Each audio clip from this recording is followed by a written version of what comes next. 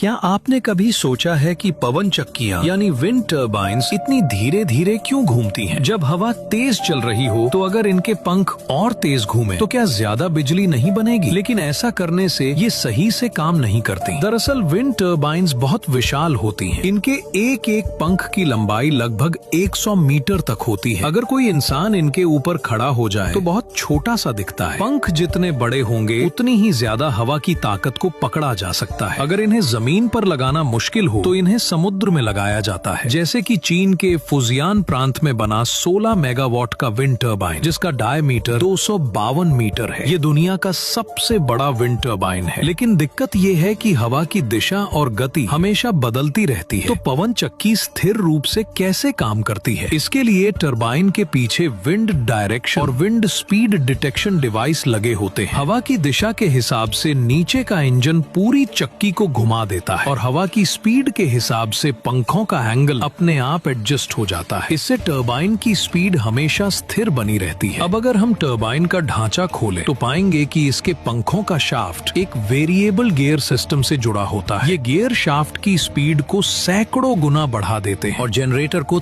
तेजी से घुमाते हैं। जनरेटर के अंदर चुंबक और कॉइल होते हैं। जब पंख घूमते हैं तो चुंबकीय क्षेत्र मैग्नेटिक फील्ड बनता है और इसी से बिजली पैदा होती है। इसके बाद बिजली ट्रांसफार्मर और पावर केबल्स के जरिए बिजली ग्रिड तक पहुंचती है, जहां से ये हजारों घरों तक सप्लाई होती है। यही है विंड टर्बाइन का जादू। धीरे घूमकर भी ये करोड़ों यूनिट बिजली बना लेती हैं।